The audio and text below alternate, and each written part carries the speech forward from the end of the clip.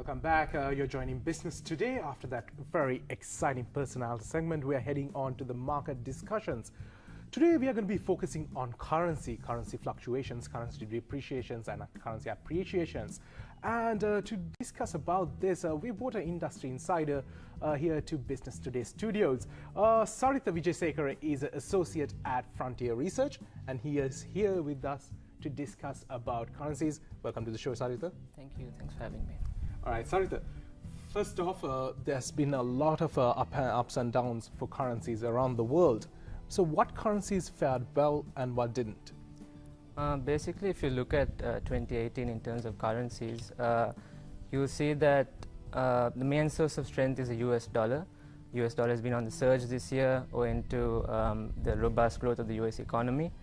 But at the same time, Asian and emerging currencies have seen a significant sell-off. Currencies like the Chinese yuan, Indian rupee, Malaysian ringgit all have seen substantial depreciation in 2018, particularly the second half. But at the same time, there are a few currencies which have managed to actually appreciate or at least seen moderate depreciation, and those are currencies like the Singapore dollar, the South Korean won, and also the Thai baht.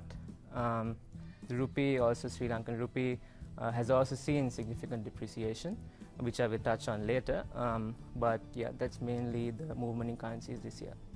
So what do you think are the reasons for this? You talked about the strength is the dollar. Yeah. What exactly is the reason? We've heard about the trade war. Is that one of the reasons? So actually, the reason for such a significant depreciation this year is a combination of global factors.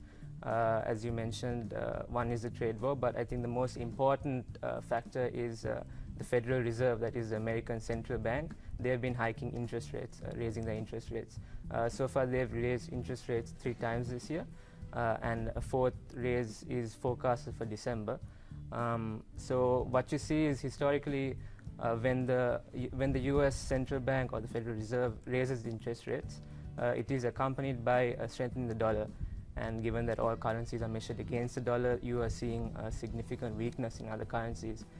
But apart from that reason, there are also a couple of other reasons like rising oil prices. So you saw sometime in August, September, oil prices were touching 80, 81 a barrel.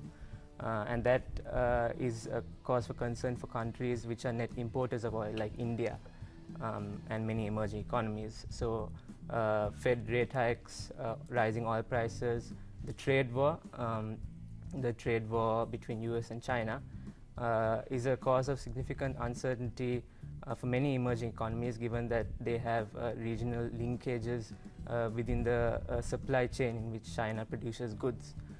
So that is seen as a significant cause of concern, and investors have been exiting markets as a result, given rising trade tensions.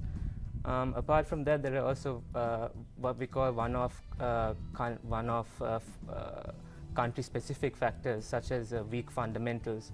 So I'll mention later as well, Turkey and Argentina, 2 currencies which have seen a significant sell-off this year, 40 to 50% depreciation within a couple of weeks. That is because these countries have record levels of foreign debt and high inflation, and investors are seeing this as a reason to exit markets.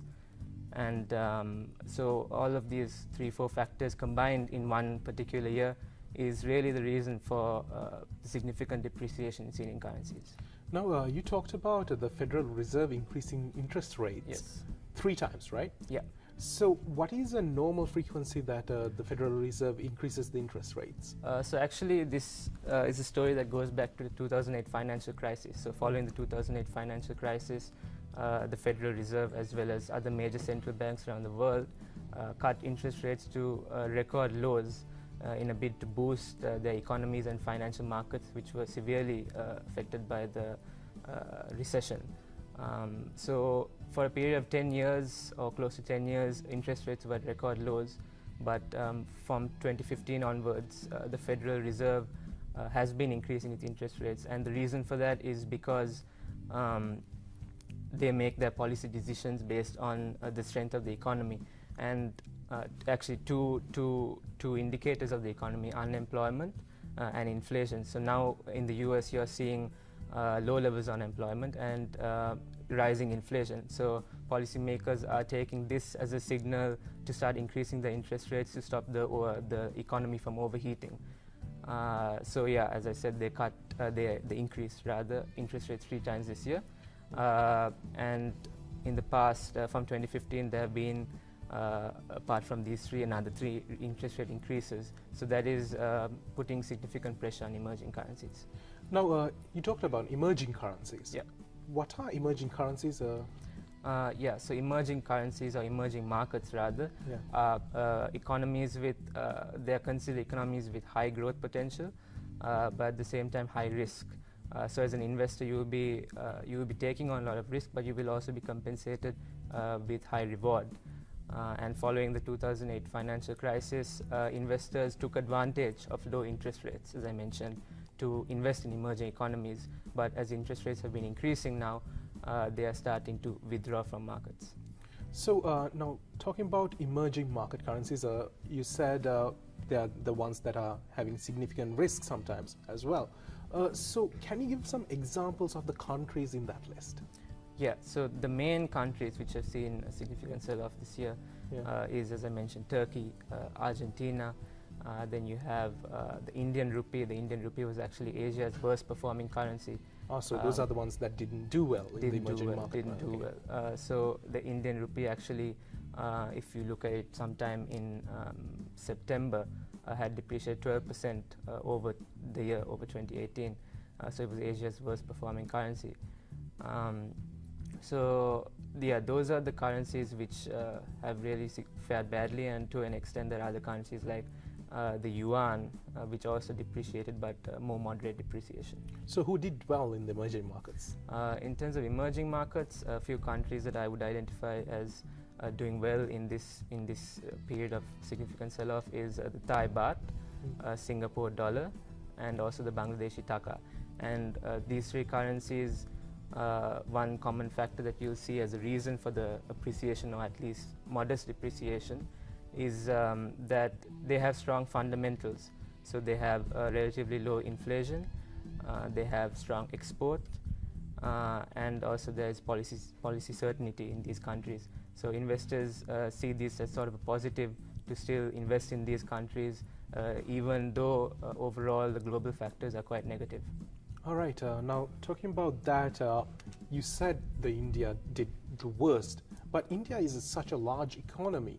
What are some weaknesses that were actually exposed about those emerging markets? The main weakness for India in particular is the reliance on oil. So they are net importer of oil, and oil, as I said, it rose to highs of $81 a barrel, which puts significant pressure on their current account. So investors have taken note of that over-reliance on oil, and as prices were rising, they have started exiting or rather selling off, resulting in depreciation in the Indian rupee. All right, so is that the same for the rest of the countries as well, the dependence on oil? Not really. So if you look at emerging markets and oil, it's sort of split, because there are countries like India which are reliant on oil, but there are also countries which should benefit from higher oil prices as they export commodities. So those countries which are reliant, which are commodity exporters, would actually benefit from higher oil prices, and you will not see such a negative effect in those countries. All right, now you talked a little bit about the Sri Lankan rupee. It went down a little bit. Can you elaborate a little bit about that? Yeah, so at the time of the sell-off, when, as I said, the Indian rupee fared very badly, the Sri Lankan rupee was actually fared a little bit better than that. If you look at the year-to-date figures, as I mentioned, Indian rupee 12% year-to-date, but the Sri Lankan rupee depreciation was something like 5 to 6%. And that, having said that, following that period, you will see that the rupee depreciated significantly more than other currencies, and that is because more than the global factors, it's more of a domestic reason. The recent political uncertainty and the credit rating downgrades have been sort of bearish for the Sri Lankan rupee, and that is the reason that you have seen such significant depreciation. But if those domestic factors were not in play, I would say the Sri Lankan rupee actually fared quite well compared to emerging currencies. All right. Having said that, now Bangladesh is one of our closest neighbors, and even though they are a bit bigger population and bit bigger economy, they have the same factors coming in and out. What is the reason that Bangladesh fared a little bit better, and is there something that we can actually learn from them? I think the main thing when you look at Bangladesh and Sri Lanka is exports. Yeah. Bangladesh has a huge export sector, and also tourism is also growing in Bangladesh. There's an advantage, where Sri Lanka's export sector is still, there is room for growth. Still growth is sluggish. Reforms are needed to improve the external sector. So Bangladesh, in manufacturing, their strength in manufacturing rather, is a significant advantage for them. It earns them foreign exchange. It's a foreign exchange earner. So despite the negative global factors, Bangladesh has done well mainly because of its strong export sector and external sector in general. Is there any other model we can actually look at and take inspiration from? I guess in Bangladesh, it's mainly the reforms that are in place which allow the export sector to flourish. No, I'm talking about other countries. Other countries that fared well that we can actually look towards for inspiration. So another thing is, if you look at other countries that did well, as I mentioned, Bangladesh, Singapore and South Korea, one was exports. The other thing was low levels of inflation. And room and tourism growth in all those three countries as well. So I think on tourism we're okay, but the main thing in my opinion is reforms to improve the external sector. Now, talking about the global fluctuation of currencies, what do you expect for the future? Now there is a trade war that is actually taking place, and the Federal Reserve, as you said, is going to continue hiking the interest rates. So what do you expect to see in the near future? Well, it's interesting because those factors that I mentioned, most of them, if you look at them now, are sort of reversing. If you look at oil prices, I mentioned it was $81 a barrel, but if you look at the oil prices, it's $58, and that is because prices are falling on concerns of oversupply in the market.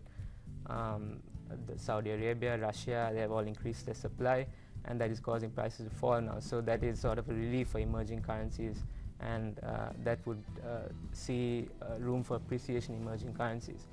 The trade war, as you mentioned, it is still ongoing, but actually this week the US president and the Chinese president, President Donald Trump and President Xi Jinping, have actually agreed to a truce in the trade war, a temporary truce for 90 days. So the planned tariffs in January, the US tariffs which were meant to be implemented in January, will not be implemented, pending further negotiations for 3 months.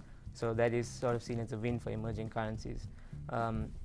Federal Reserve as well, they have indicated that next year they might slow down the pace of their rate hikes based on a possible slowdown in the US economy. So again, while the Fed is raising interest rates, even if it slows or reduces the number of rate hikes, that would be seen as beneficial for emerging currencies. Apart from that, so I mentioned oil prices, I mentioned trade war. Those are the main factors. So that's a very informative segment. Thank you for joining us, Saritha. That was pretty entertaining as well. I think a lot of our viewers learned a lot about emerging markets and the currency fluctuation that happened. Thank you for joining us on Business Today. This winds up today's edition. Please do join us next time.